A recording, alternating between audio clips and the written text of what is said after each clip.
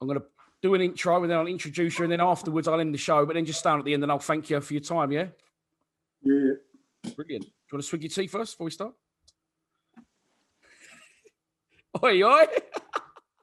Oi, Real McCoy, 1987 this is. Is it give really? it to me granddad. Yeah, give it to me granddad. He passed away. So when he passed away, I took it back.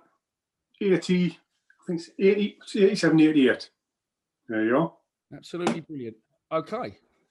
Well, I usually say we're going to go in 3, 2, 1, but I think that's a brilliant way to start us off, mate. So, David Thompson, Lions Lounge Lockdown, episode 41. Thanks for joining us, mate. Really appreciate your time. Pleasure. Anytime. You come, as I said, mate, just off air, you come highly, highly recommended, which sometimes can be a danger, but I don't think you're going to disappoint. Oh, I don't know about that. I've got to be careful. Trust me. I've got to be careful. So I'll stitch myself up. Millwall, 1986 to 1992 as a professional. 6 goals along the way. We'll get onto those later. But obviously, for those who don't know, you started out as a product of Millwall's Youth Academy. Now, there's an interesting story behind this because I spoke to Horney the other day. How does a boy from Ashington, 15 miles from Newcastle upon Tyne, end up a product of Millwall's Youth Academy? Well, what it is my school teacher, called Alan Richardson, he was like a local scout. He was an international basketball referee. And it just happens that he was our PE teacher. Okay. So it was that simple. He recommended me to Millwall, and it went from there. So I was, had a bit of a result there because it was on my doorstep. How old was you at this point? How old? Yeah, how old was you when you first went to Millwall? Oh, God, it'd been 1984, I think. So, yeah, or 84. So I'm trying to think who was in your team at the time. Would have been like Nicky Chatterton, so Steve Lovell, Dave Cusack, Mickey Nutton, Kevin Bremner, that sort of mob. Mm. Yeah. So your school teacher recommends you to me. Would you go down? Did you come down for a trial? Yeah, I come down for a trial. I went to other clubs, had a trial. Had a trial at Newcastle. I could have gone back there. Went to Millwall, and there was a big difference at Millwall. I think Millwall in the old 3rd division, I think. You'll have to look it up. But I got there, they picked me up, they chauffeured me here, they took me this, and the players that were there at the time, especially the first team lads, because I was sticking out the mail, do you know what I mean? So they just made it for me like helpful just to like settle down and took us in, and that was quite a big deal. I went to Newcastle and there was about 50 million kids just running around. You were just like a little number. When they whittled it down, I could have gone back, but no, just it didn't sit right. Sit right. So you come down to London on trial. Did you come on your own? Because I think Horney said there was a couple of other boys that came down with you. No, there was another lad called Gary Middleton. He was quite good friends with Jipper, with Razor Ruddock. We call him Jipper, but his nickname's Razor Ruddock. He really friendly with him. So I came down with Gary, and he was a year older than me, so he was like an apprentice at Millwall at the time. So he knew the ropes, sort of thing. Sort of took me under. He was a year older. He like took us under his wing and showed me the ropes, introduced me to people. So I was within a couple of months, I was settled in because what would happen on a Friday, I used to finish school on a Friday. Used to go to Central Station, Newcastle. So you said Bob Pearson picked you up, always the ever-present Bob Pearson. Oh, leg end, great fella, absolute ledge. Yeah, he used to pick me up. I used to see his gaff. Used to play on Saturday morning for the youth team. Then after the game, he dropped us off at the station, straight back to Newcastle, and back to school Monday. And that happened most weekends. So I knew sort of like the setup before even like signed on as a official apprentice. So I knew people I knew the players, knew like the tea lady, Lil, and the laundry lady, Pauline. It was like, hang on one sec, I'm on the thing. Sorry, mate. It's just my son coming in from work. He's born in Cambridge. My eldest boy he's one of your mob. Yeah, right. He's, Mate. Born in Guy's Hospital, my eldest boy. Oh, is he? One of your mob. Yeah. God God bless you, Mary Poppins. God bless you, Mary Poppins. Have a banana. I thought you might have the accent. You've been down here long enough. What's that, meow China? Easy. Yeah. Yeah, so I got I'm getting to like the lads, and it was just so easy for me to come down and fit in. So I knew the script. The lads were fantastic, especially the lads older than me. So they just took us under their wing, and it was simple. It was an easy choice. Because I remember Bob Pearson, he come up, and forgetting what you call a hotel now, right outside Newcastle Central Station, there's a big old hotel, and he met me there and was signed an apprenticeship. That was the schoolboy one, then the apprentice. That's a long old, I mean, it's pretty obvious it's a long old slap, but at 16, 15 years old, you're travelling down to London every weekend. Where did you every weekend? You sit on that? Was that you're saying as if it was just an easy, I know it's every boy's drink to play football, but yeah. But I think what made it better is because I was being picked up. I wasn't jumping on the tube and going here, there, and everywhere. It was just like it was quite basic. I was being picked up, stayed at someone's house, played a game, home, get to know the people. Then I do it next week. Then I get to know the people. And it sort of just built and built and built and built. And then finally, when they asked me to sign an apprenticeship, it was like, well, I know how to get there, and I know the people there. So it was a doddle. Made you feel really comfortable as well, yeah? Yeah, brilliant. Good bunch as well. Unbelievable bunch of lads. Thick as thieves. Brilliant. Yeah, superb. So what's your first impressions of the Den? Who played in your youth team with you? Did you have to clean the stands, etc., and things like that? We got some shit jobs, I tell you, as an apprentice. Yeah, I mean, the youth team at the time, that would have been Ruddock was older than me, but I played with him. Then you had Horney. You had people like Terry Webb, Trevor Booker, Paul Malcolm, Mickey Marks. Just trying to think, not leave anyone out. Paul Joyce, and there were some good players in there. Sean Sparham, he's one of my top mates. I've got some stories about him, by the way. We'll have him on as well, if you don't mind. We'll have his number. We'll have him on the show next. Yeah, he's going to get boshed, right? But just quality lads. Been some good players, and I'm really surprised that they let a few of them go. Yeah, a couple didn't help themselves, like Terry Webb. Terry Webb was a right back, and what a hell of a wand he's got on. Great right peg. Unbelievable. But he went on holiday. I reckon he would have made a pro, but he went on a holiday, had a few beverages, got on a bike, on a scooter, lamppost, chopped his big toe off. Fuck, what, his right foot as well? On his right juke. Finished him. Just finished him. Johnny Nish tour. That's what we used to call him. Johnny Nish tour. He had Nish Town, me old China. Oh, I tell you what. Unbelievable. Yeah, straight off. Waff. It's big tour, so obviously affected his balance and stuff. But yeah, Johnny Nish tour. Oh, it's funny. But he was a good player. He was a good player. Johnny and Nish. What Trevor? Johnny. Yeah, but what Trevor Booker up front. Oh, got some stories about him and Webby. Funny enough. I mean, if I tell you one now or not, was it mate, too early? We got all night. We got as long as you tell me everything. Everyone know everything, mate. No way. Don't get me at it. Right. Well, Trevor up front and Webby, he's right duke. But them two, good as gold. And we had a referee's course. Like we had this test. You had to do it.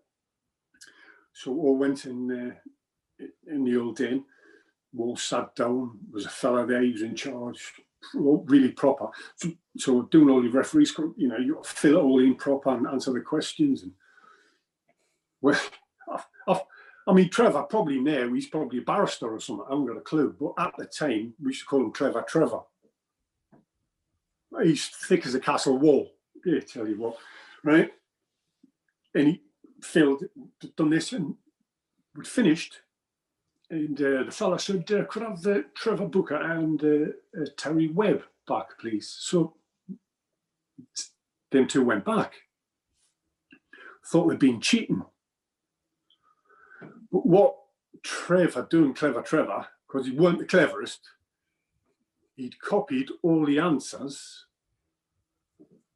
of Terry Webb's paper, so they'd all the same answers. But Trevor had copied Terry's name and address instead of putting his own name and his address. He copied his name and his address. Trevor. Oh, you couldn't make it up, could you? No, that is ridiculous. But he was a lovely fella, and he wasn't a bad player. To be fair. You can't copy somebody's name and address. Maybe just one or the other, but not both. Definitely not. No, thick as shit. No. You mentioned a player there. I'd be honest with you, because I started going Mill in about 87, 88 when I was 7 and 8. So Brian Hall said to me, you want to get Michael Marks on as well? I said, who's Michael Marks? He said, the youngest player to ever score a hat-trick for Millwall, but he had to retire, didn't he? You said he come through with you as well in the youth team. Yeah, him and like Paul Malcolm, them two up front were brilliant. They both worked together. Mickey was like a big, strong lad, good in the air, weren't the quickest. When Mally was sort of the opposite, wasn't the best in the air, but he was sharp. And they worked together. Roger Cross at the time, he was the coach. He had them two, honestly, working together, like non-stop movement. One comes short, one goes over the top, and they clicked as a pair. Just a shame about Paul Malcolm. They let him go. But yeah, Mickey was a good. I think he went Gillingham or somewhere like that, or Reading or somewhere like that. After Millwall released him. But yeah, he's a good lad. He's a cracker jack. And you know, my eldest boy, the one I was seeing, he was born down your manor. Yeah. When he was coming out with my missus, I went outside and I bumped into Mickey. He just come out the booze, and I hadn't seen him for years. So, like, such a small world. Yeah. So I've gone outside for a breather because my missus was like, you know, in pain, and so I just went outside, leave her to it for a little while. And Mickey Marks comes around the corner. Corey's put some beef on. Oh, sick. Oh. Who was the youth team manager of this shit show you're describing? Who was in charge? At the youth team? Yeah, who was your youth team manager? Would have been Roger Cross. Was it Crossy? I think it was Crossy. Obviously, Bob Pearson was there all the time, but yeah, it was. And Roger would take the reserves as well. But yeah, he was. I used to live with his mum. We lived in Faircross, Barking, Essex. All right.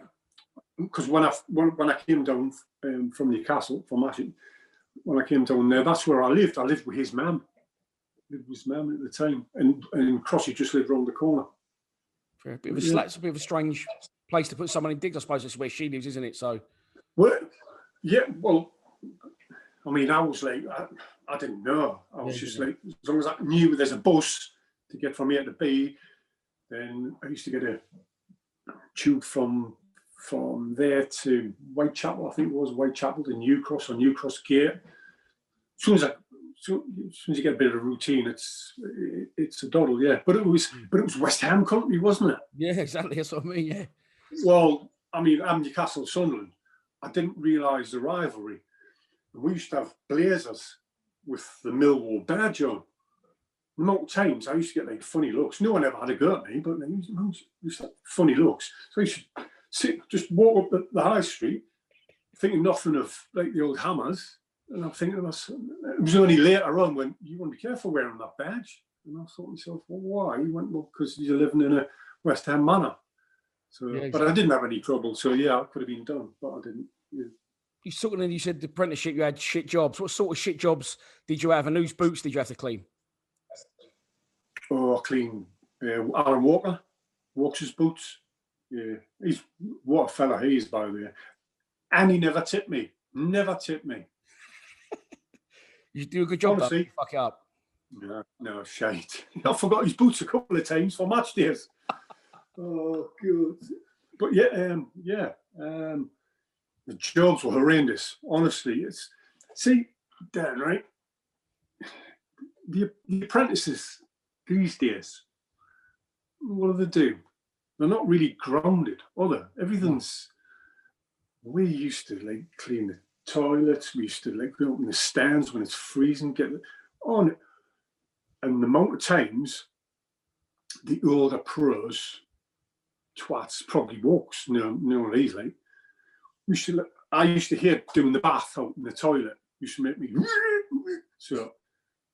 Sometimes I'd get it, and you'd go in there, big communal bath. Don't do them anymore. And you'd look in there, and the water was full up, and you just, what the hell is that there? And there was a big shite. Dan, it was like King Kong's finger. It was like that. So what are you supposed to do? You'd have to let the water out, and you pick it up with a sock or sleeve, and where dispersers, it was all on the side. You used to spend hours in there. Hours. It was horrible. You used to clean all the floors and stuff. I'm sure that the older pros used to do certain things for a laugh, as in like, shiting in the bath and stuff like that, and leaving the toilet seat up with all crap. It was just a learning curve. It was just to say, like, just do it and get on with it. Definitely. So when you came through, you turned pro in '86, but you was apprentice before that. So were you there sort of under George Graham and then John Dockey? I know you wasn't in the first team at this point. Yes. No. Yeah, I was an apprentice at the time. It was George Graham and Theo Foley. Yeah, so I came. But I used to travel. Like I said, I used to travel down. My dad used to come down and watch certain games, and we used to, George Graham and Theo Foley used to let us on the team coach, even though you're miles away from the squad and all that. He'd take us to like different games, local games and stuff like that, and give us tickets and proper. As soon as he found my dad was coming down, it was like, whoa, on the team coach. Oh, it's brilliant. It's brilliant. Yeah, when George Graham came in, we were struggling badly, and he saved us, and he turned us round. Leaves for Arsenal, and then John Dockey comes in. Do you remember the first time you met the great man, John Dock? I can't remember the first time I met him, but I always remember little man syndrome for me. Don't get me wrong. Honestly, don't get me wrong. I got on like a house on fire when we blinded. But he was, how can I say it? Fiery, really fiery. Whereas Frank was sort of good cop, bad cop, if you know what I mean. But first impressions, you were scared of the Doc. I mean, Doc in a fight, he couldn't knock the skin off a rice pudding. But I was about to say, you're about 6'4", aren't you? 6'3", yeah. And Doc's about 5'3". Yeah, in stilettos. But he's honestly, but it was like Frank could rip your head off. But it was just Doc, the way he barked at you, the way, the way he had little digs at you, and he had a lot of power. So, he was just using it against you. But he was clever with it, very, very clever man. But they worked really good together. Yeah, good. Worked good together. I've only seen them argue once, and I can't remember what game it was, but Frank had John Dock by the throat. Did he really? And that was it, in the changing rooms. I've only ever seen that once in my entire life. The assistant manager got him pinned up against the wall like that. Don't know what it was about, haven't got a clue. But I was like, what the hell's happening here? Honestly, it was like, I may be in the changing rooms. I can't remember. I just remember it kicked off. Yeah, it would have been like a half time or something like that. It would have been a half time.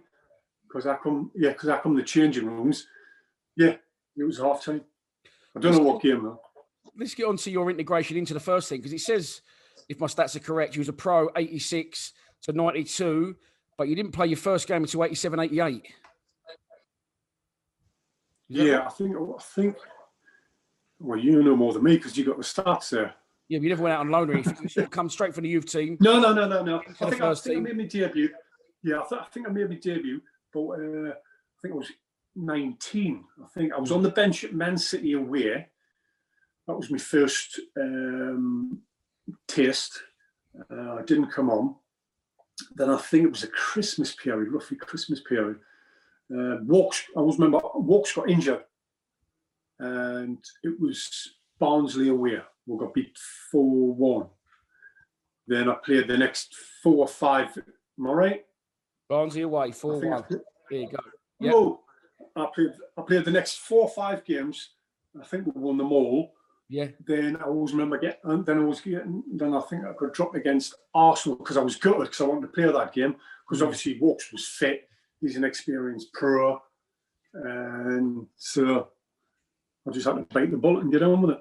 Yeah, I was going to ask you about this because, you know, it was a good career at me. We come from the youth team; they definitely got their minutes out. You know, as a product of the youth academy. But football's very different now, where you'll have 18th and 19th man and 7 people on the bench. Back in them days, only 2 subs. So did you travel? If you didn't travel, what did you do? Like, did you just not travel the squad? Did you play in the resis instead, or? Yeah, you know, we played with the stiffs instead if there was a game on the same day. But Doc loved Hamlet cigars, right? Now, I know Horny used to do it because Horny's a bit of a kiss arse. Horny, you're a kiss arse, right? But he told me about it. He went, just buy him there. I think he smoked Hamlet, 10 Hamlet. But if I wanted to be, just say we were playing such and such a team, just say Newcastle, for instance, right? And I wasn't nowhere near the squad as a youngster. I used to go and buy him some Hamlet from the local shop. You know, go to the old day and I'd knock on his door and he'd be in there smoking a big cigar like that with his feet up at the desk like that, puffing everywhere. You know, just slide them on the table like that. And I'll say, Gaffer, we're playing Newcastle this weekend. And he'd like, yeah, sir. So I just push him towards it. And I'd just walk out the room, think nothing of it. He'd put me in the squad sometimes. Yeah. Sometimes. You know, because it was brilliant for me just to get off even though like I was nowhere near the first team because I was so young. But when my name was in it, because I like sort of bribed him, but it was nothing to him just to stick me on the coach. But I used to all the club around and all that. And I used to get off the coach as if I was playing. Not even though I won, but like my mum and my dad was there, and my sis was there, my best mate Dougie was there, and like all my friends. So I'll get off the coach as if I was part of the squad. And I didn't. I just blackmailed them 20 Hamlet. So you wanted to travel, yeah. You obviously spent a lot of time traveling, not being rude. You spent a lot of time traveling, not playing in those early years. Yeah, but you loved it. Honestly, absolutely loved it big time. Absolutely loved it. There's not one day I regret ever, apart from the day when Mick McCarthy more or less told us I wasn't wanted. That was I enjoyed every single day. The good, the bad, the indifferent. No, loved it. Still love it. Still have dreams about Millwall. Still have dreams about I'm late for a game and stuff like that. And honestly, it's mad. I think it's like I've got like a couple of army mates, and they're stuck in their ways. It won't go. Well, I'm the same with me. It's exactly the same with me. It's like because I was there as a schoolboy, an apprentice, then the reserves, then the first team. Everything was regimental. Everything, you had to be there at a certain time. If you weren't, you were fined. You used to wear a suit or a tracksuit. Everything was regimental, and that's why I still have dreams now. It's mad. It's just there's not one week. There's not one week. Think about Millwall. Not 1 week whatsoever. We're on like a a WhatsApp group together, a few of the lads. Oh, you want to see some stuff that's on there, man? Oh, shit. Danny boy, I'm telling you. Oh, that's dangerous. That's dangerous. But then I just love my time there, whether I was good, whether I was bad or indifferent, whatever. I love my time there. My only regret is leaving. Oh, really? Well, we'll get onto that later. But let's talk about some of your best times there, I would assume, is the 87-88 season promotion. Probably your first season as a pro, and we end up achieving something. Sorry, you end up achieving, along with the other players, not we, something that's never been done since, promotion to the top flight. What do you remember about that season? You know, the games, any games that stick out for you and memories? Well, it was the togetherness more than memories of certain games. I mean, you know, like the Bournemouth away and stuff like that. With what was that, 2-1? Yeah, 2-1. Horney saved the penalty. Yeah, Terry scored. It was just the buzz. It was just the buzz. I mean, how many games? Oh, sorry, I thought you said it was the booze. Not the bars. I honestly thought you said it was the booze. That's coffee in there, man. It's coffee, not booze. No, it was the buzz. It's your accent. I can't understand you. Well, you have a bit of vodka now, will you? Get it down, you me old China. Yeah, so let's talk about that season. You need a trim up there. It looks like you're chewing a cat. Oh, right, man. Huh? Oh, mate. I was warned about you, and you're definitely not disappointed. I'll ask you something about the team quickly, because I was looking through that. In the first season, in the 87-88, you had Alan Walker, McCleary, Rhino, and Wood. I think Rhino was a right back at that point, wasn't he? So it was difficult to get in. There were some good players there. Where did you really fit into that? Well, that's hard to break in, because they're quite experienced players. But they had their injuries, so you got to think, and not the suspensions. So you just had to wait and bide your time. But there was no preference to do with who I'd like to play with. And I mean, you got Macca and Woody, two honestly sensible centre halves. You're talking 7, 8, 9, 10 most games. And you had Rhino, but I didn't mind playing with Woody and Macca. Rhino was a nightmare. Absolute. Oh, he's the most aggressive fella I've ever met in my life. Even off the pitch. He doesn't mean it. Honestly, he just doesn't mean it, right? Honestly, we had a reunion back at the Den. It was a while ago, before lockdown, and got like paraded on the middle of the pitch and stuff like this. And I hadn't. Rhino's in Australia. Yeah. And he came over, bless him. And he's still the same. I was chatting to him. I said, "Oh, what are you doing after the game?" He said, "Oh, yeah, I'm going for a meal." I thought, fair enough. So we're sitting in the stand. You got me there, Teddy and Rhino there. So I've gone, Rhino, I just forgot. I says, what are you doing after the game? And he went, "Fucking hell, Thomo, I just fucking told you I'm going for a fucking meal. I haven't seen the lad for 30 odd years. And he speaks like that. I just want to punch him in the head. But you can't, because that's the way he is. He's just naturally aggressive. Yeah. You know, even the way he speaks. I've been trying to get him on the show. I know, but good lad. Yeah, everyone says he's brilliant. You know, brilliant for Millwall, great person, winner. Just his personality. But people close to him have said, I don't think he'll have it, Dan, just because it's just not his sort of thing. And like, he's quite aggressive and miserable sometimes. He is, honestly. But that's the way he is. He doesn't, you know.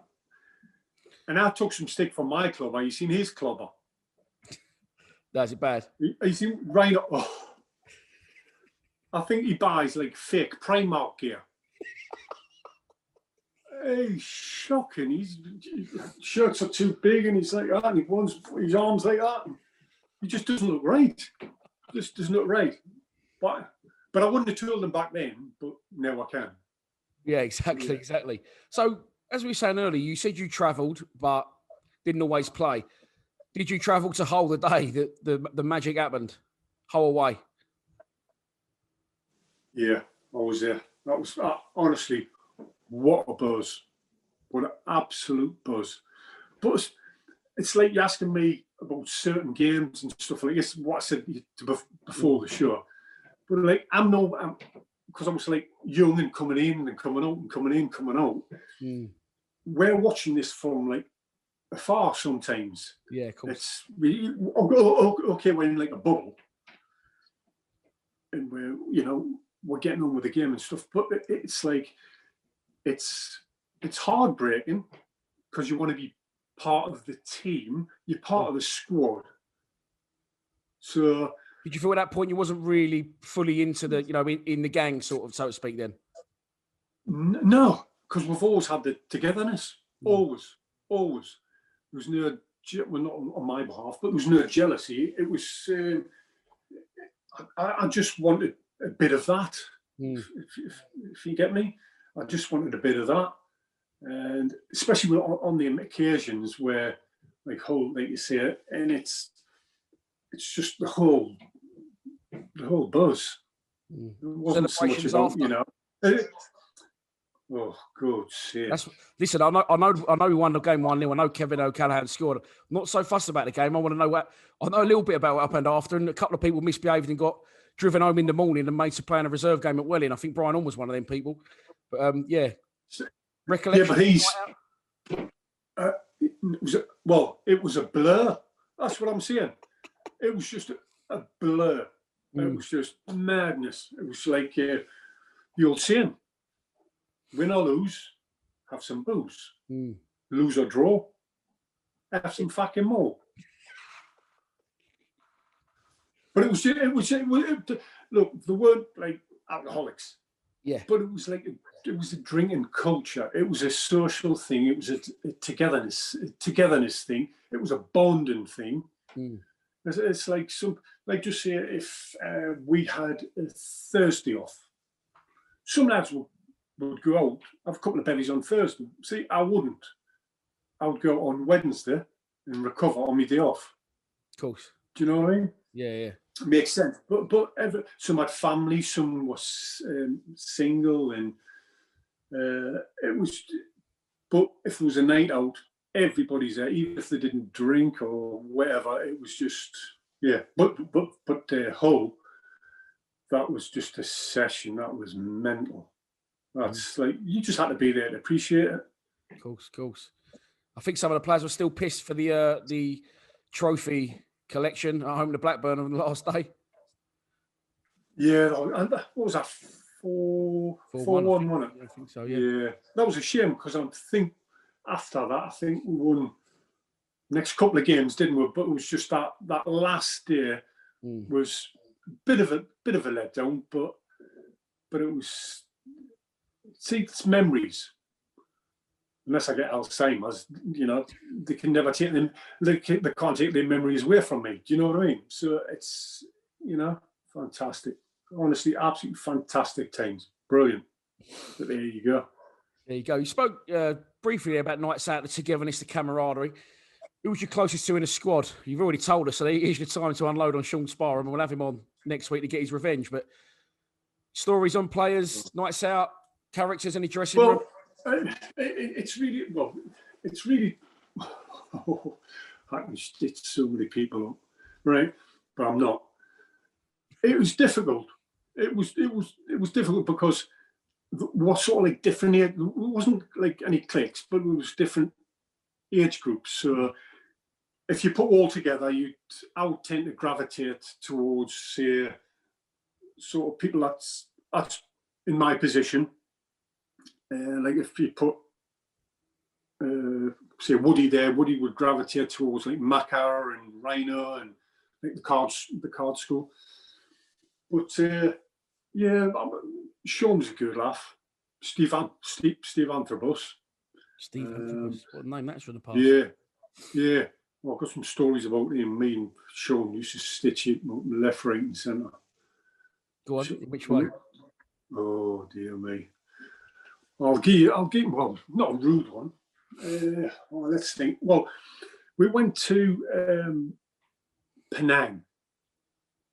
We stopped off at Penang because we were going somewhere. I can't remember where it was. Penang, is that in Thailand? Or I've mucked that up. Yeah, stopped off there. Yeah, but it was on the way to somewhere. I wasn't the best at geography. With the team, just in your own personal time? Like No, the team. The whole team. I think it was when we got promoted. I think Barbados, just stopped off at Penang before you go. Like I say, I'm not. I would know. There you go. I'll go to Butlins. No, I'm not a human sat nav. But them sat navs. I'll be lost without mine. Right, but it was Sean, right? Me, Sean. Well, coming back, it was in Penang, and it was quite late at night, and there was a big long corridor, right? So me and Sean's walking, and I'm looking like that, and me and Sean was thinking, what the hell is that? Something's coming closer. And we ducked. It was like 2 bats. I don't know how the hell they got in this corridor. And what they're doing is they're flying from one end to the other, and they can't get out. So they're flying, then they'd go up, then they come back again, then they go up. And they've just done it forever. Me and Sean's like, what the hell's happening here? So we thought, we'll have a little giggle here. So what we're doing was, we got some towels out of the rooms, big white towels. So when one of the bats come, we throw the towel on it, then capture it. So it's like flapping in this towel like this. So we caught the 2 of them. We caught 2 bats, right?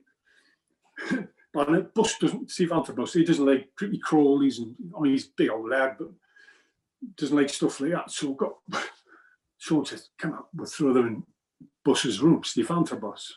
Right? He was sharing with Wes at the time, but Wesley Reed. But Wesley wasn't in. So the door was open. You're going to sneeze there, weren't you? The door was open, right? So we've got these 2 bats, right? Threw them in with the towels in. You want to hear Bus scream. He was screaming, right? All of a sudden, the door bursts open, just smashes open. Bus runs, and he slipped, and he's gone straight into the wall, right? And he's standing up. He's having to go at me and Sean. He's going, you fucking wankers, you fucking. All of a sudden, one of the bats comes pinging out the door. Well, Bus, he's off like, he's up the corridor, right? Well, this bat is flying after him. This bat's flying after him, and Bus is screaming. But where the corridors weren't very long, the bat would get to the end before Bus. So it'd be on its way back to Bus's face. So he'd be running that way, and he'd see the bat coming that way, and he'd run that.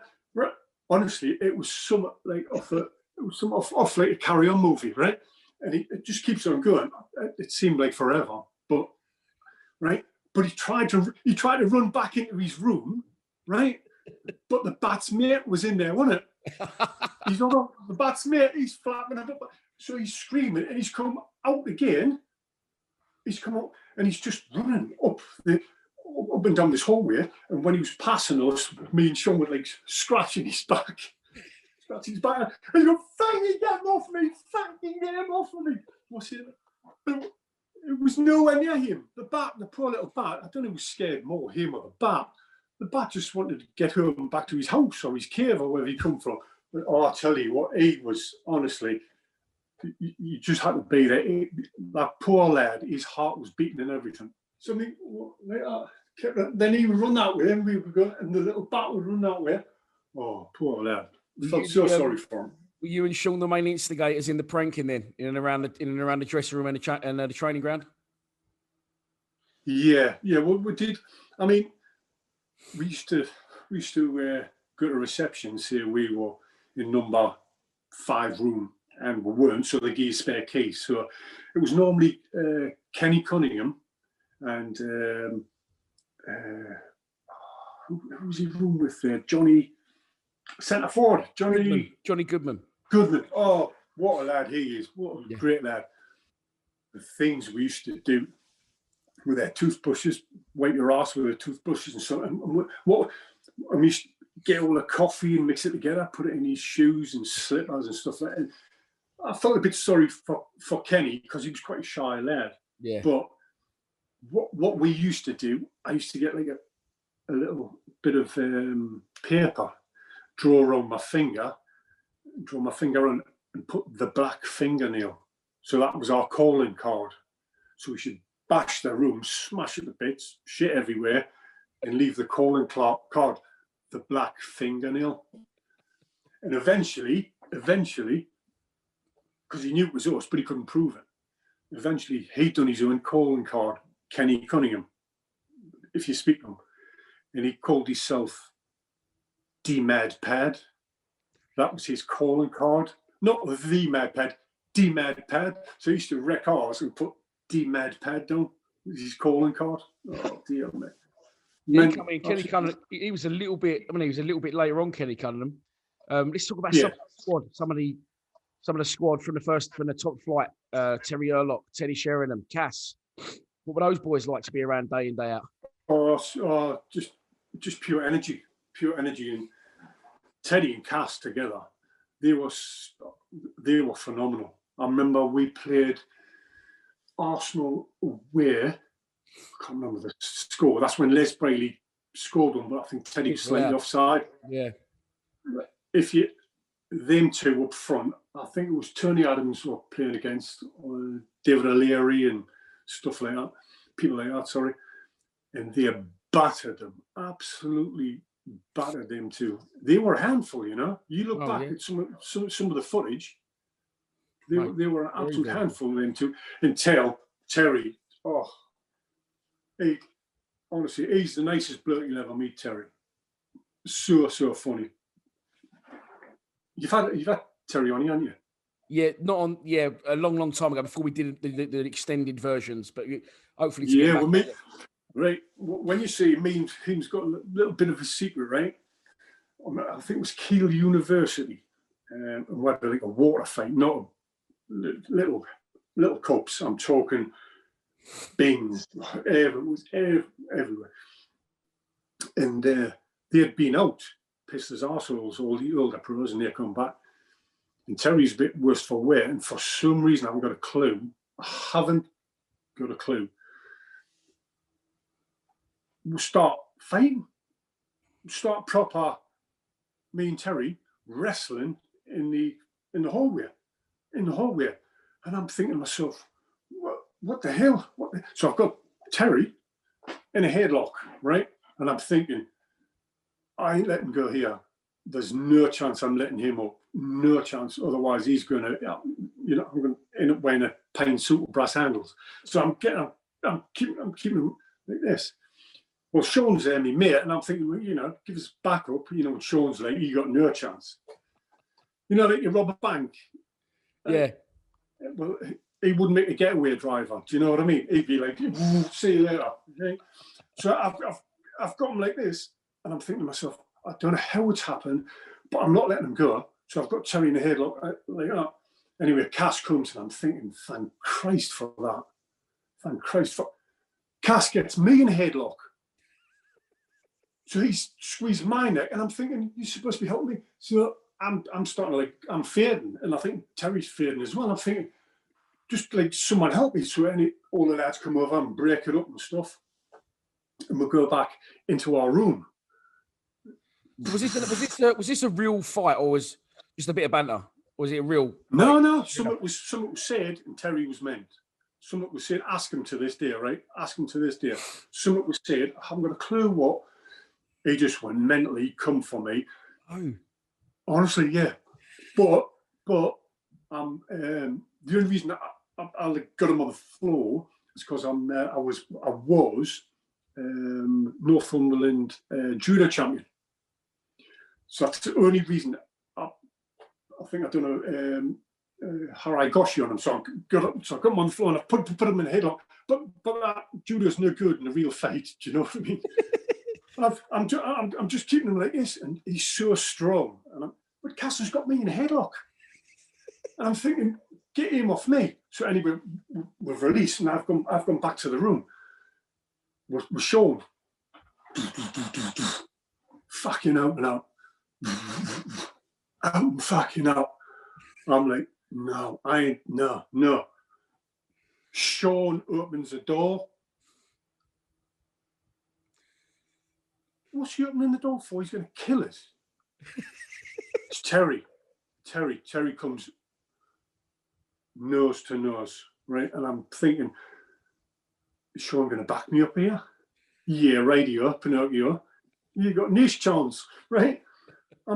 Right? So a couple of lads come in, didn't break it up or nothing. I still don't know to this day what it was about.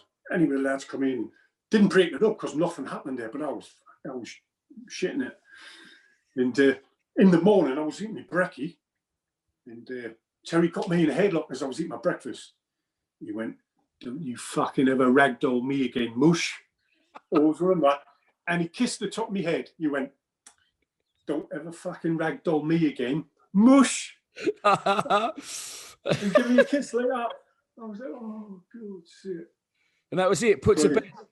That was it after that. Done. Fine again. Fine. I still don't know to this day. When I see him at the reunion about just before lockdown, when he's got 10 years, comes up and he says, "Oh, remember when you fucking ragdolled me?" Oh, but it's a giggle. But dear me, if I hadn't, he would have killed me, honestly. And I know back off Sean, he was shitbag. Sean the shitbag. He was on his toes. He was on his toes, mate. Oh, brilliant. Mate, these are the stories we want to hear. I love them. But I will refer to the football just a little bit in the top flight, of course. You've come from Mill youth team player to, you must be 20 at this point. You're in the first team in the top flight of English football. You must have been at times pinching yourself. It was absolutely phenomenal. It's like if someone's watching this, I mean, I was 20 at the time. If someone's watching this, just look at your son, and he's 20, and you think him playing against like Rush, Barnes, Lineker, and Gascoigne, and some big hurly-burly, big old centre forwards that want to bash you, like Mick Harford, John Fashanu, and Brian Robson, and some of these Mark Hughes, just naturally tough lads. Yeah. But with absolutely class as well. It was frightening because they would give you like a little list about someone you're playing against, like a little rundown whether he's good with his left foot, right foot, or if he turns here, there, or everywhere. And I used to read it the night before a game, and it was thinking. Was they not handwritten? Were they not handwritten notes? Yeah, someone would give us a handwritten note. Someone would give us it. Yeah. And it was. When he gets the ball, he turns with his left, and he does this and does that, and it did help you. But like, if you make one mistake against a top class centre forward or top class player back then, and I was naive at times, they'd punish you. But it was, they haven't got social media like what they have today. So my dad would get an absolute buzz of picking up the paper in Newcastle and looking at the marks out of 10 and write-ups and stuff like that. Nothing. It was just that was a buzz for me, just having my name like in the paper. Yeah, it was a brilliant season. We finished 10th. You get 15 starts and 1 goal, notable goal. I'll let you talk us through it in a minute. But what I want to ask you as well is, you joined the club. So in terms of today, where football is, we were struggling at the bottom end of what would now be League One. So you'd have been at the Den as an apprentice sweeping stands. There'd have been about 3,000 people there, something like that. And at this point, we're in the top division. You're in the first team, and the Den every week sold out. I remember, obviously, going to the games, but also the games I didn't go to, like seeing us on ITV for the first time. Brian Moore's commentating. The Den is absolutely packed. Yeah. What was them times like for you as a player? Well, it's just absolutely phenomenal. I remember Bristol, not Bristol City. Where was it? Somewhere away, and we went to the game, and typical Millwall. I can't remember what game it was, but it was typical Millwall. I shouldn't be saying this, mind you, but we were on the bus on the team coach, and they were scrapping right next to the bus against, I can't remember what team it was. We were like, what the hell's happening here? There was lads on the floor, there was claret everywhere, and all that. And you're thinking, this is like just different level. I mean, Millwall did get tarred with a bad name. Sometimes they didn't help themselves, and sometimes they just couldn't help themselves. But it was like proper. It was such a buzz. But them crowds and that was fantastic, because obviously we took like a lot more away as well. Yeah. A lot more away, and that was. I tend to find the away supporters a lot more. It's probably the hardcore, but a lot more vocal. They sing a lot more. It was the away games I liked. Don't get me wrong, I love playing at the Den. Never change it. But some of them away games was amazing. Let's talk about one of the home games. Liverpool at home. Liverpool. I mean, for the fans, I was very, very young, so I didn't. That's the first I knew of a Millwall side, so I thought it was normal. But for some fans that have been logged down the years, to see us playing the old League One struggling, and then like John Barnes coming to town, Liverpool sell out of the Den. You scored a goal. Yeah.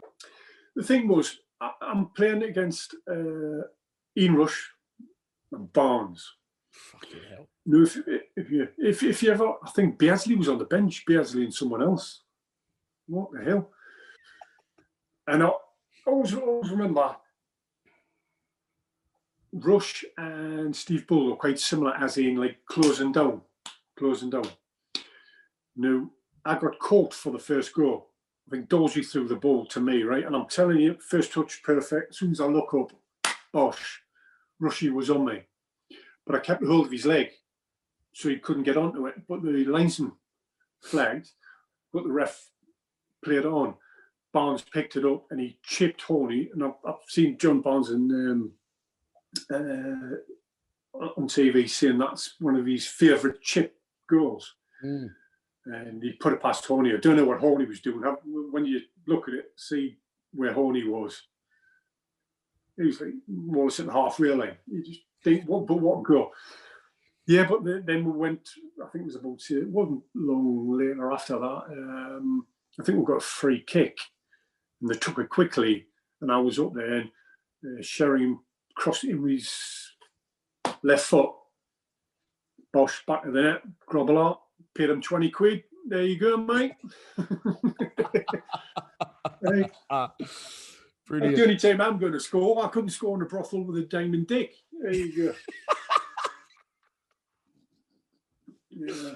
Oh, mate, brilliant. Was that your standout memory from that season, that first magical season in the top flight, or any others you can remember? No. I mean, when my dad was watching that up north, where her family were watching up north, it was live on TV. But you've been mentioning these games and the Liverpool game and da-da-da. Nothing really stands out. It was just the buzz. It was like every game. That's what I miss. I miss match day. The smell, the burgers and stuff like that. It was just the whole buzz. I couldn't pick one game. I couldn't pick one moment. I couldn't pick one goal. Just the existence of being a player. It was mad, because even just silly little things people would say, like when we got promoted, we got off the coach. I think it was Bournemouth away, I think it was, or somewhere like that. And I got off the coach, and I'd only played a handful of games. I don't know how many I played, just your 10 games. And someone went, Thomo, you played your part, mate. You played your part. And I thought, that was a nice touch. Do you know what I mean? It meant a lot. Just them stupid, simple words made me feel as if I've, contributed a little bit. Yeah. Well, listen, you said you enjoyed every minute, which I believe you, but obviously others you will enjoy less. The second season, of course, eventually relegation, John Docherty sacked. So, obviously that wasn't an enjoyable time. You played a lot of games that season. Some people said that John Docherty got sacked because he was too loyal to players. Some of our other players have been on said maybe he was a little bit too loyal. When of course I say we got relegated. What was your thoughts on that when the Doc left? I was gutted, really. I think, to be honest with you, perhaps he was a little bit loyal. Perhaps he was, but it's what he believed in. I'm sure if he thought he was going to get the sack or get relegated or whatever. Perhaps he would have changed it. But there's a lot of players. See, when you work with players, you understand how much hard work they put in, and you can see them working hard for him. Yeah, you know, weren't tossing it off, weren't late for training, weren't like pulling the moody hamstring and stuff like that. Everyone was in together. I just suppose we just perhaps weren't good enough. Just a little bit of a golfing class. That's what I was going to say. I remember the Spurs game at home, 5-0. I think Paul Stewart scored a hat-trick. Yeah, I played that. They're just some good sides we came up against, didn't we? So the Doc loses his job. I think Bob Pearson took over temporarily, and then Bruce Rick came in. Mick McCarthy comes in. Yeah. Some other players come in as well, like Mick McCarthy, Malcolm Allen, Paul Goddard. I say young Kenny Cunningham came in. So we did try and rescue it. You know what I mean? We did try and save it. Yeah, I didn't think, but I felt sorry for Goddard, really, because he come for a lot of money. I can't remember which it was, but it was a lot of money, and he's an ex-Hammer as well. I don't think the fans really took to him that much. I don't think he was their sort of player. In training, he was a fantastic finisher, but it just didn't seem to work for him. Like you say, young Kenny Cunningham came in. He's one of the nicest blokes you'll ever meet, and one of the nicest fellas you'll ever meet. If my daughter was going to marry someone, it'd be someone like him. We had him on the show, mate. The show went out over 2 parts, about 2.5 hours. We spoke for about 4.5 hours, and he was like, "If I'm kidding, no, I love it, mate." I always remember him when I think he bought a Micra, a red Micra. He saved up loads of money. He bought a red Micra, and he's never late. I'm sure he was late this day one day, and I see him, and he looked all flustered. He bought it was a red Micra, I'm sure, but he's parked outside. I think we're Eltham at the time at the training ground. Parks up. He doesn't even look. He's opened his brand new door like that, and there's some fella coming on a bike. The lad's just gone smash straight into his car door. The lad's done a Superman over the top, skidded like that, and that was his pride and joy. Joy smashed the car door in, and that poor lad. There's a hospital up the road. You would have thought Kenny, because such a nice lad he is, he didn't. He just give him his bike, and this lad's got his bike under his arm, all covered in claret and stuff, like limping. Like that.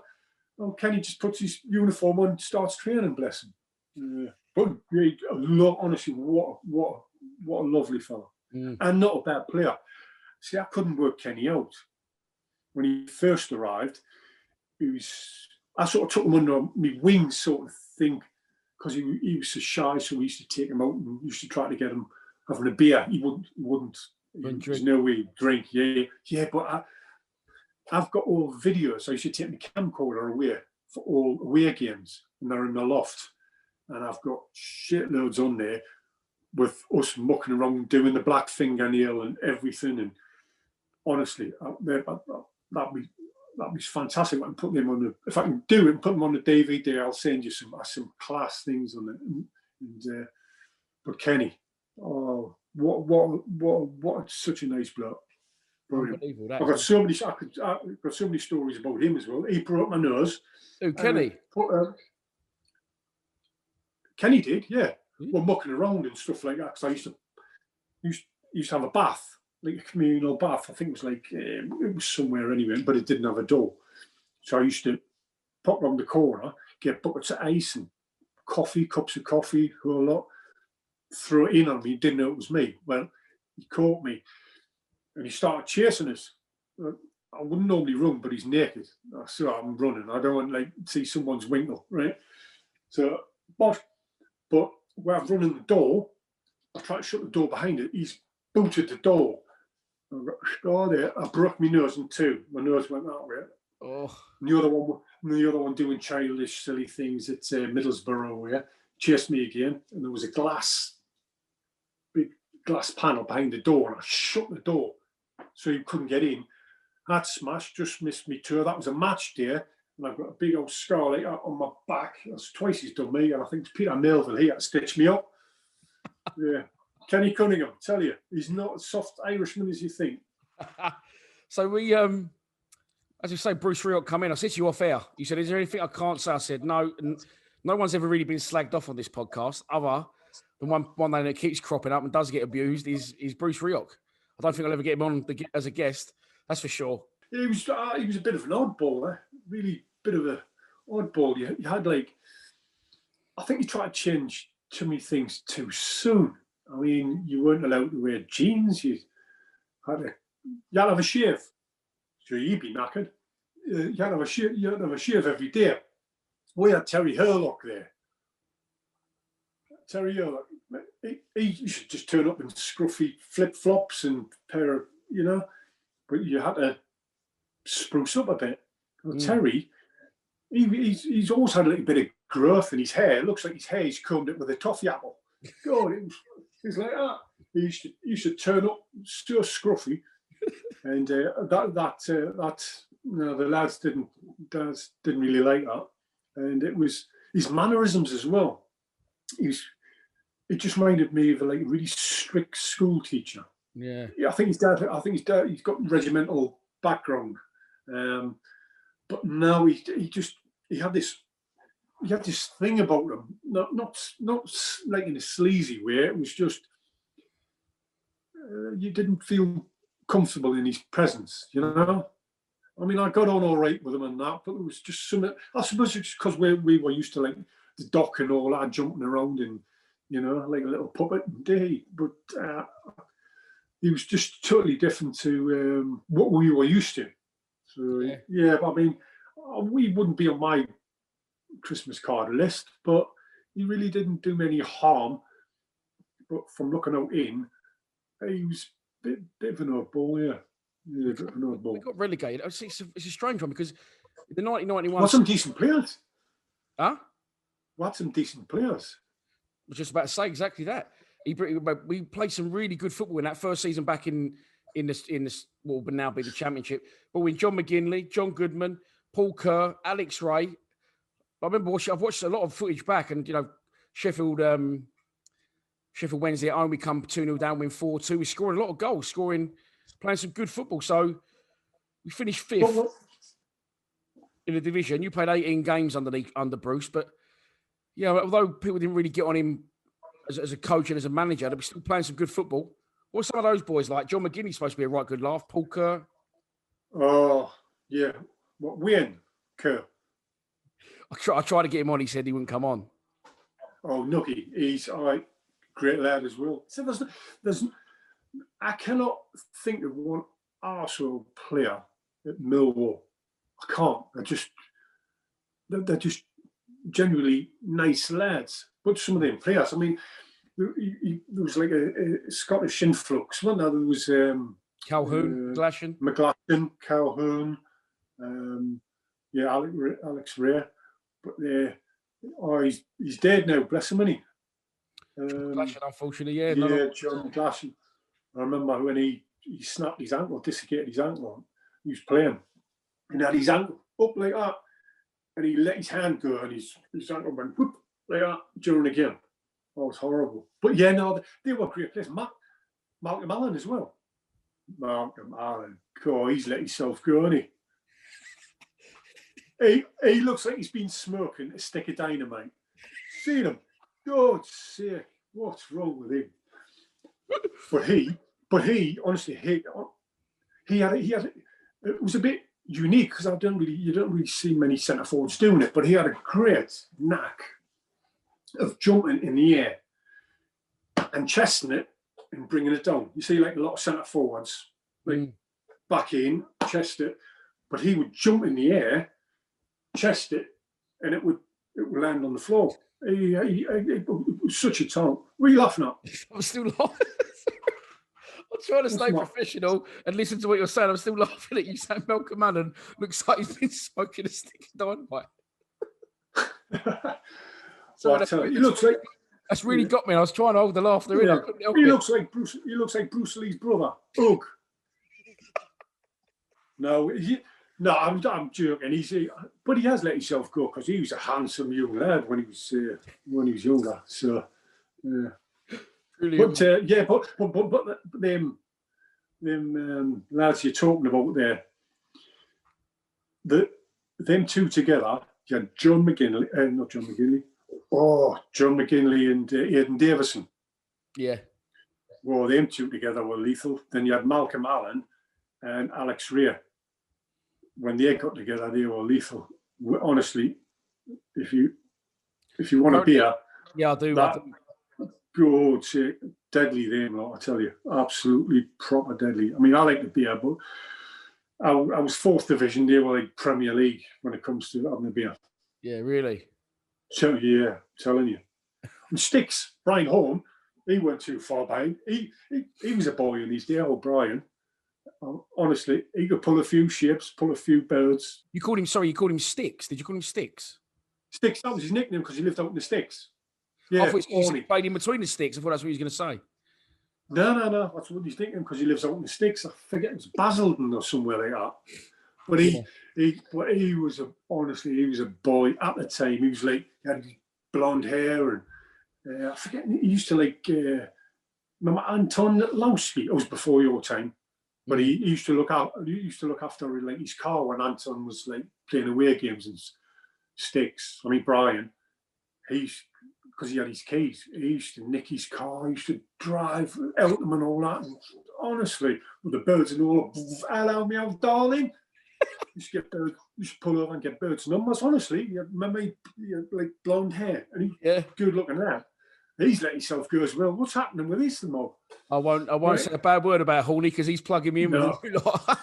Oh no, Horny. But back in the day when he was single, honestly, he would shag the hole in the dolphin's head.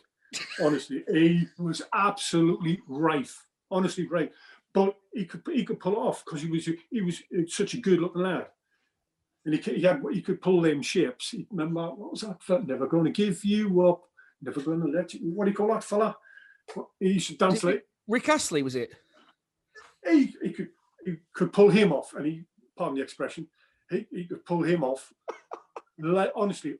And he did have some moves. I think he went into.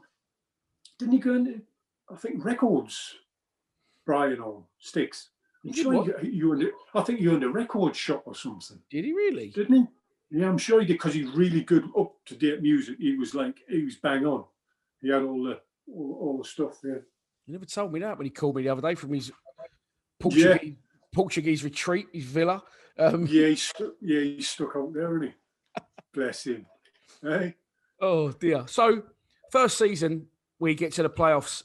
Brighton away was a complete disaster, and then the home game after that, obviously, we fell short that season. Yeah. I remember that away game. We were. I think Steve scored the first one. I remember, didn't he, Steve? Yeah, Paul Stevenson. Yeah. Yeah, he scored the first one. But I always remember one hit me on the back of the head. I remember the goalkeeper kicked it, but he kicked it. I think he kicked it into their box. And I remember running backwards. There's no way I could have headed it. I would probably scored an own goal. Don't go there with the own goal. That's on the notes, don't worry. Whoa, I'm not having that. I ain't having it, mate. Yeah, I'm sorry, I twisted. Hit me on the back of the neck and it fell for one of their centre forwards. I can't remember at the time. And he stuck it in. But we got punished. We got really punished. They were the better side anyway, so it's pointless making excuses. But we were unlucky because we started off well at the second leg. So I remember I had one cleared off the line, and that was over the line. So I remember having to go to the linesman. And that was definitely over. But it just wouldn't have been. Yeah, it just wouldn't have been. They were better than us. The second season for Rioch, it just went really badly wrong. And it's funny because I looked earlier. Brought in Etienne Revere, Casey Keller, Colin Cooper, brilliant player for us. Andy Roberts come through the youth system. Oh, Andy Roberts. You had some good youth coming through. Yeah. What's your dealings with him? Etienne Revere, did you speak to him at all? Was he? He was a funny lad, wasn't he? He was a bit spaced out. I've got him on the video, right? It would have been me and Chris Armstrong. Remember Chris Armstrong? Yeah, Chris Armstrong, yeah. 20 a day, Chris. Quickest thing in the world. Shit off a stick. 20 a day, honestly. And We woke up one day because he was my room partner, Chris Armstrong. And he's gone, look out the window. And Etienne were in a hotel. And our window, I don't know, it's like 5th floor, had like a flat roof. And it was early in the morning. And A.T. was on the hotel roof, just dancing by himself, just pulling a few shapes by himself. What? Exactly. Was it in the summer? Was it in the summer or something?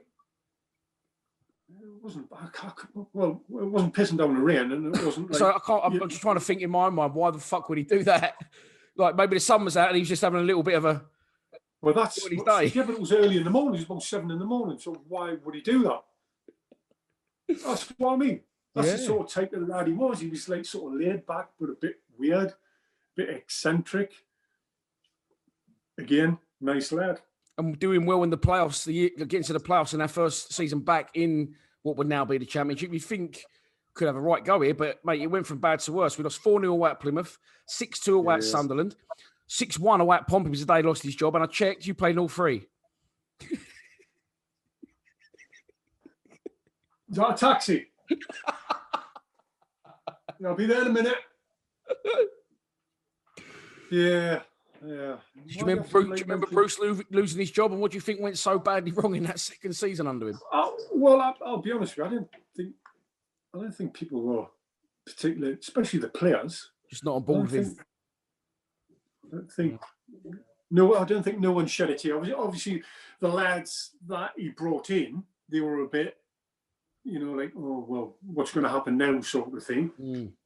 But no one shed a tear. He wasn't a big miss, and he wasn't a fan's favourite, and he wasn't like a player's favourite either.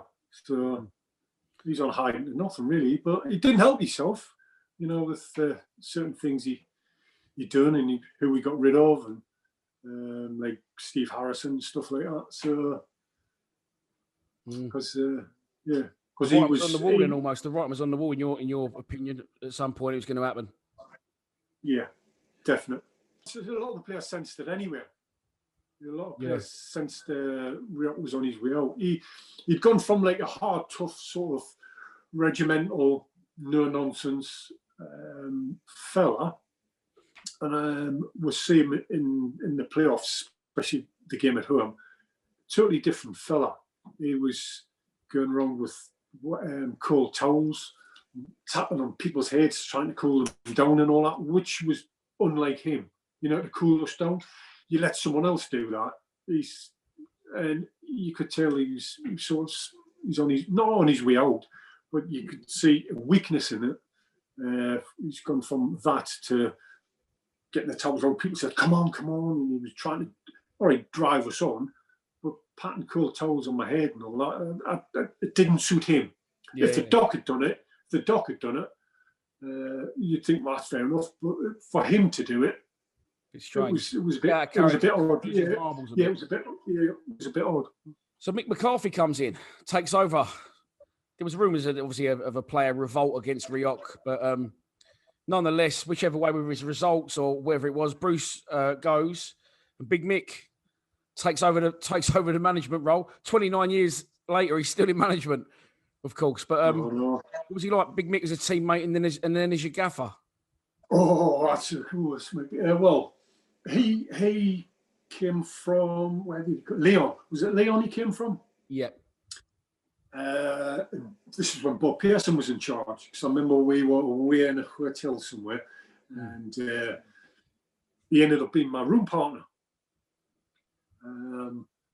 But as time went on, me and him playing at the back.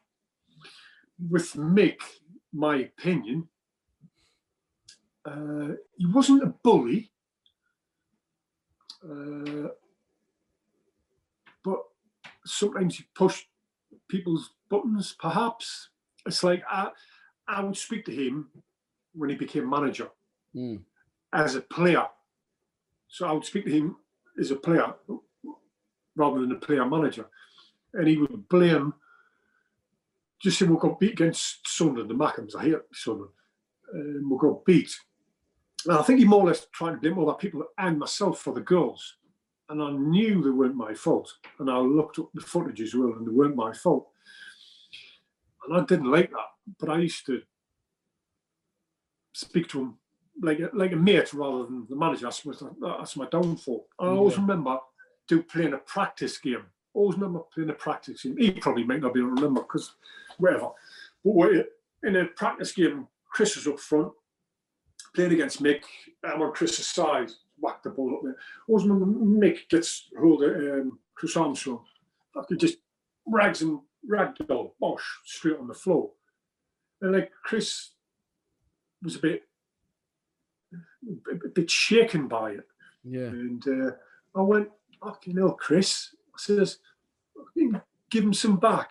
Give him some back. Don't let him throw you. In a practice game on the floor like a little rag doll. Yeah. And he went, good words, Thomo, good words. Don't know what that means. Haven't got a clue, but it sticks in my mind. Always has done. And it just, after that, it was just like, no, we didn't really. You weren't having your. We didn't have big arguments and stuff. I think perhaps because I spoke to him like a bloke, and certain things I knew I was right. Perhaps he didn't want to admit that, but I stuck to me principles, so. Maybe you think he might have thought, what, fuck you, I'm going to show you who's the gaffer now. Do you know what I mean? Don't talk to me like that because I'm the fucking boss now. Well, perhaps. Well, you said that, not me, but it's perhaps. Sounds like angling that way. It was you just threw him up because Chris was my roomie. Mm. And I think Mick McCarthy bought Chris, didn't he, from Wrexham, I think it was. I'm not sure whether Bruce bought him. Oh, did he? Oh. Yeah. Well, but to throw him on the floor, it was a bit, bit much, isn't it? I didn't like it. No, I didn't like it at all. He's a Geordie boy, Chris Armstrong as well. There's loads of Geordies, weren't there? Yeah. Paul Stevenson, he had him on the show. Good lad, Steve-O. Yes, Steve-O. He had a good voice. He could sing. Yeah, he did. He was a good lad. To be fair, you let us know. He said that got him done once and a few karaoke's and that abroad. Yeah, he's got a good voice. Yeah, Ian Bergie as well. Yeah. Bogues, Bogacino, when it was called him. Yeah. So let's talk about now, because obviously it's coming towards the end of your career. Big Mick gives you the talk that surplus to requirements at the club. He said that was the one day in your Millwall existence that you wouldn't love to relive. Obviously, that hurt me proper hurt me. That. Did you still think you had something to offer the club at that time? Yeah, I did.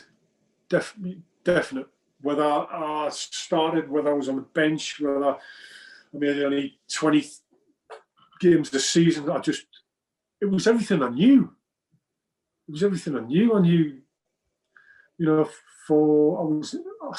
went to the club 1980, I think it was 83 or 84 as a schoolboy. And I left there just before 92. So it was a fair stretch. Mm-hmm. So, and when you see people come and go, you never think it's going to be you. Seeing all these, because I was the last apprentice of all time at the Old Den. All the other ones, because it became YTS after that, didn't it? YTS. Yeah. That's at the Old Den. I was the last apprentice of all time at the Old Den, and it was sad to see the other ones being let go, and it was also sad, but Yeah, I suppose from the people you came through with you had stayed them all as well, didn't you, at the club? Yeah, absolutely. So how did it go down with Big Mick? What did he say? Was you expecting it a bit, or was it a little bit a shot at the dark for you, a shot at the blue? Well, he didn't say I was unwanted. He pulled me into the office, and I think it was Bristol City. Actually, someone was interested in us. Someone was interested, and I didn't really want to hear that. Then next couple of days, it was a bit in the paper. It was me, I think it was Phil Barber, and I think it was Paul Kerr. Just three were on the what do you call it? The local rag, was it South London? Yeah. It was on there. He never said to me like, we don't want you. To begin with, it was someone was interested in us.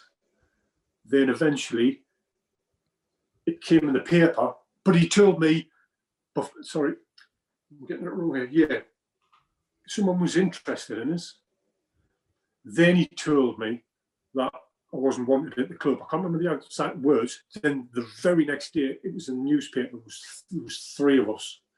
I can't remember the exact words he said, but I can remember I was so hurt. I cried. I was gutted. And a few close friends of mine cried,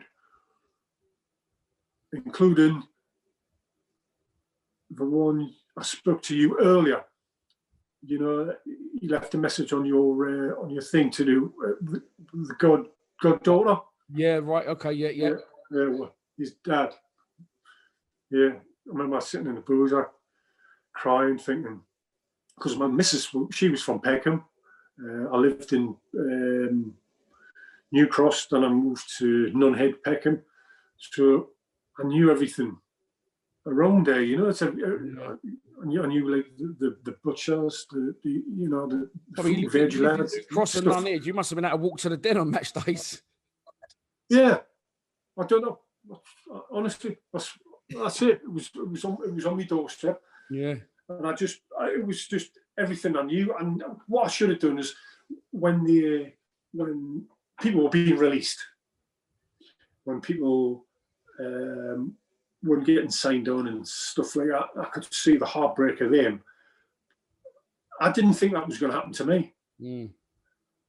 But when Mick told me somebody was interested, I can't remember, it wasn't maybe in Bristol, I'm not so sure, but I ended up there, but it was maybe someone else. Then a couple of days later, he said, like, you know, we don't want you, sort of thing. Then the next day after that, the press, there's no way the press could know. You don't want to say that he fed it to the press. You want me to say that he fed it to the press. It was just so coincidental. Yeah. So I thought it was a bit odd. I thought it was a bit odd. No, but I still wish I was there, honestly.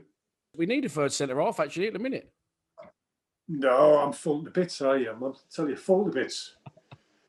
Well, listen, mate, it was a brilliant career at Millwall. I always ask some questions at the end. There's actually a few extra questions people want answered. The one that keeps popping up, we did mention it briefly. We didn't actually cover it. You got to ask him about the 30-yard own goal he scored away at Cambridge. Well, I live in Cambridge, and I work in Cambridge, so I work with a lot of lads. And there's about, say, 50 of the lads are Cambridge United supporters. I've had stick for the last 20 years, and I still get it. I swear on my life, every single week off the lads. They've got a song they sing about me. Thank you for the own goal, and they sing it to me.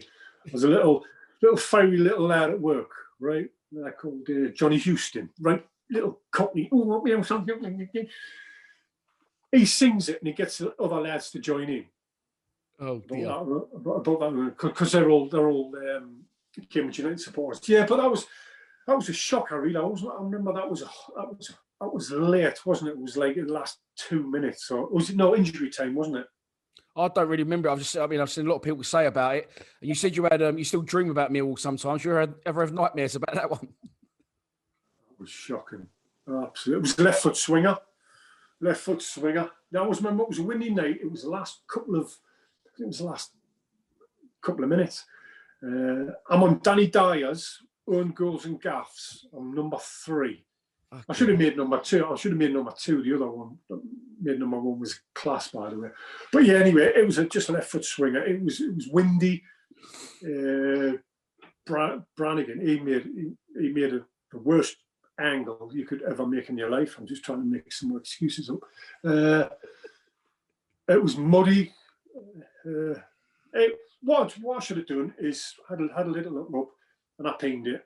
And I apologise for the Millwall fans because I know I'm going to take some stick. And I always remember afterwards, a couple of games after that, I would pass the ball back, and even our fans would go, "Hey!"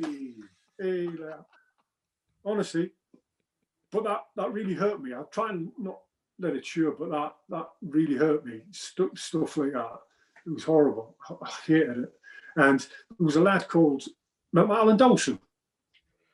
Who? Alan Dawson, working town manager. Alan Dawson. Well, he played for Millwall. I think he played one game under John Dock. He's working town manager with Martin Taylor. Well, he'd gone and bought 20 or 30 papers of the South London, because on the back it said, "What a twit, Thomo." I've still got it upstairs. Full page, "What a twit." And I'm thinking to myself, did they show they meant twit? Right? And they cut it out, and right, we got the shop. There was like a young lad called Darren Lewis and Alan Dawson. They'd cut them out and they'd stuck them on the toilet door inside the house and everything. So when I got up, they were all posted, because we used to stay in digs. Oh my God. Round the house. Wankers. Exactly. There you Funny, are. though. It's supposed to be a myth, but I apologise. I mean, again, it was his fault anyway, and it was windy. Yeah, he's a bit like a Brian Horn clone, wasn't he, Keith Brannigan? Quite short. He used to get lobbed a lot. No, well, Horny, he was underrated, Horny. He wasn't a bad goalkeeper. No, it was Branny, by the way, or Keller. But he was underrated. What a ping he had on him, by the way. He used to half volley it, which was very rare back then. And you think about some of the pitches we played on, Horny sticks, he used to ping half volley on them shitty ass pitches. Yeah, they were bad, some of them, weren't they? Class. He had one of the best pings I've seen on a goalie. Someone else said, ask him about the acid dance he did it on the halfway line at Cheltenham. Oh. That's shocking. Have you seen it? No. Well, it's sort of like, yeah, but it's a bit odd, right? Because I look absolutely knackered, but I only just come on a sub. It was one of the EIO ones, wasn't it? But it looks like, you know the old records, the old 45 records, and you put them on. But yeah, it was like one of them on a 33. It was like, it was like that. It was like, shocking, right? I forgot to tell you this story. It is, well, I read it, don't know about you. It was me and Sean sparring, right?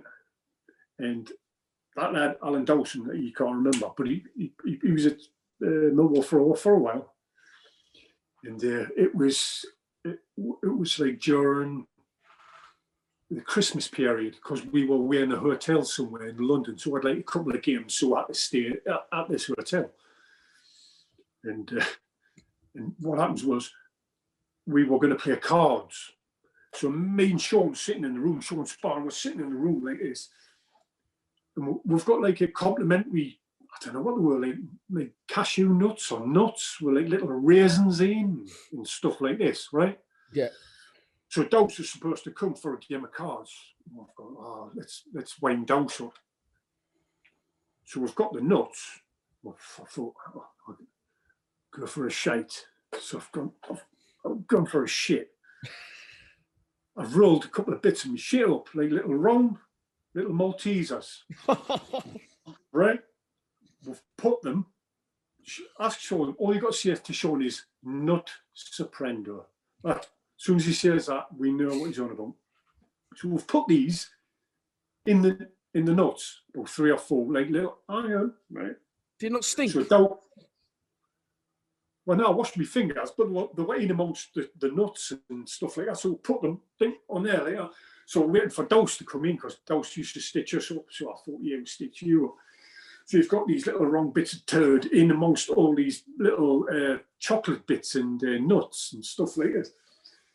So he comes in, we're playing cards, and we stick it on there like that.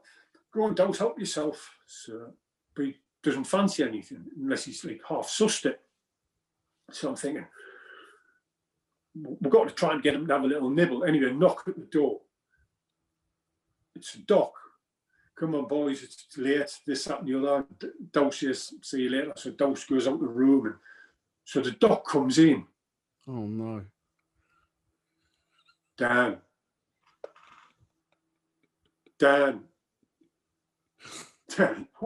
I'm telling you, right?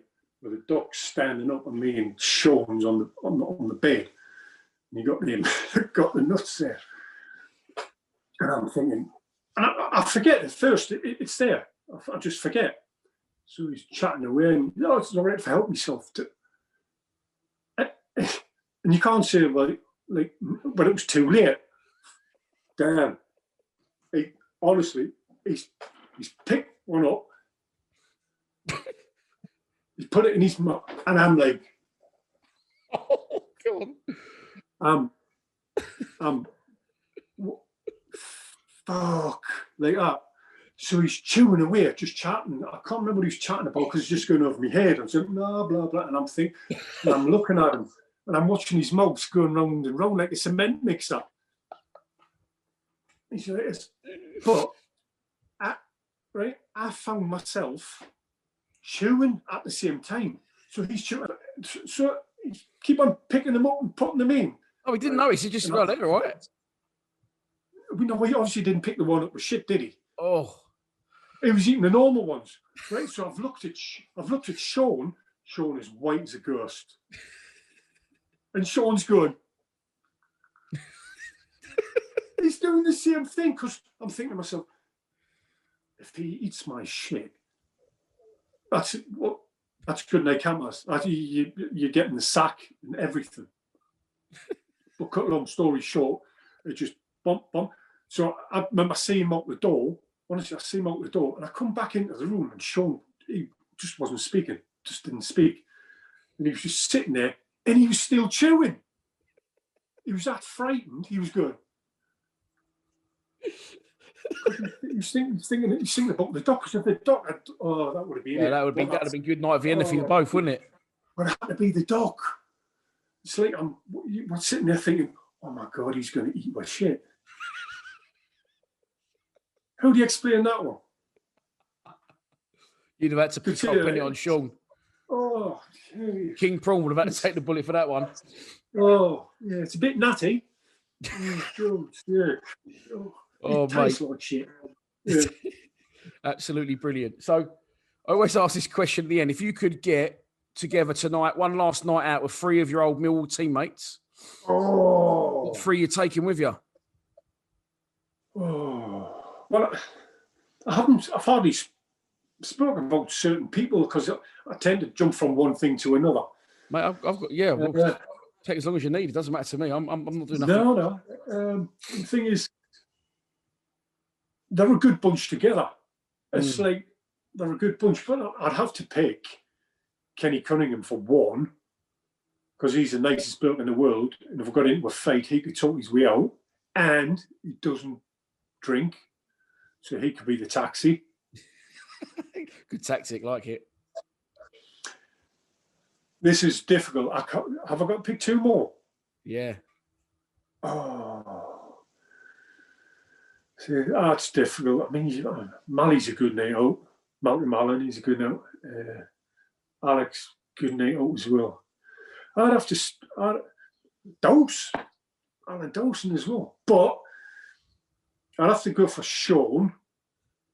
Your wingman. You've got to have your wingman. You've mentioned... I've got to have him there.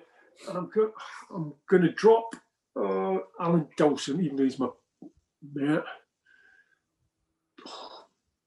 I'm going to drop Bus as well. Sorry, Bus. I'm going to go for Horny. Yeah. Sticks. Oh, he's honestly... He could bring Anton's motor. He could bring Anton's motor, let Kenny Cunningham drive it, and then you can all go on the piss and have a good time. Job done. Honestly, that would be... It's not a mad night. But the banter's there. The entertainment's not too bad. Like, we're horny. Because his teeth keep on falling out. You noticed that? Horny, his teeth. When he had a fight with Neil Ruddock, didn't he? Did he? And he had a fight with Neil Ruddock. He like slipped Horny, and he hit his head on where the seats were in the change room, and he was more or less out. And Neil volleyed him, knocked his two front teeth out. What, probably like having a real tear up? No fucking about. That was. Yeah, he's not going to kick him in his teeth like for a laugh, is he? No, he proper kicked off. Horny fell, I think, because he had studs on or socks, and he slipped and hit his head on the seats where you sit. And yeah, Bosch and brother Bosch knocked his two front teeth out. No, but they used to fall out every now and again. Well, there was like a little tooth underneath, so it was sort of like a cap. And the amount of times it used to fall out, Brian's teeth, nightmare. And one day he got super glue, stuck it back in with super glue, and obviously got infected, ended up in A&E. Didn't go to a dentist or nothing, got some super glue, stuck it back on. Oh my God. But he's that sort of lad, and he's a boyo. He's proper lad, very good lad. His dad's good crack as well. So I would have to pick. I'm letting a few lads down. I would have to definitely pick Kenny, because Kenny just he's the loveliest bloke in the world. He's a taxi driver, doesn't drink, fair player. If we get into a fight, he could talk his way out of it. Sticks for the entertainment, and Sean as well. I shouldn't really put Sean in there because he never backs me up or nothing. Didn't back me up with Terry. Didn't give me a back up with eating the old minstrels. I don't know. He's your mate, though. That's what counts. I'd have to see them three. That's a brilliant man. We spoke about this earlier as well, but I've said if you could pick out one standout memory, I know you said you couldn't because you just love it. That is really hard, but I couldn't really. It would have to be some sort of goal. That's the only. The one at Cambridge. Fuck off. Oh, mate, listen, it's been an absolute pleasure having you on. I've loved every minute of it. You better shut your north and south now, China, or fucking open your bag of crisps, eh? It's been an absolute pleasure. Absolute pleasure. I wish I could have been more thoughtful about things I've said and done, but I haven't really had much time to write stuff down and so forth. But it's been thoroughly entertaining. I've got a million stories I could tell you. Well, we can always listen, get your memoirs on paper. We'll come back. We'll do a part 2. It's not a problem. Are you sure? 100%. It'll be twice as worse than this, though. Oh, mate, I love it. Dig them things out the loft as well. Send them my way, and I'll edit it all for you. Yeah, I've got some Frankie Vaughan up there as well. on Betamax. Yeah. Legend, Thomo. Cheers, mate. Thank you. Dan, God bless. Hey, look after yourself, and it's been a pleasure, mate. We'll do this again sometime.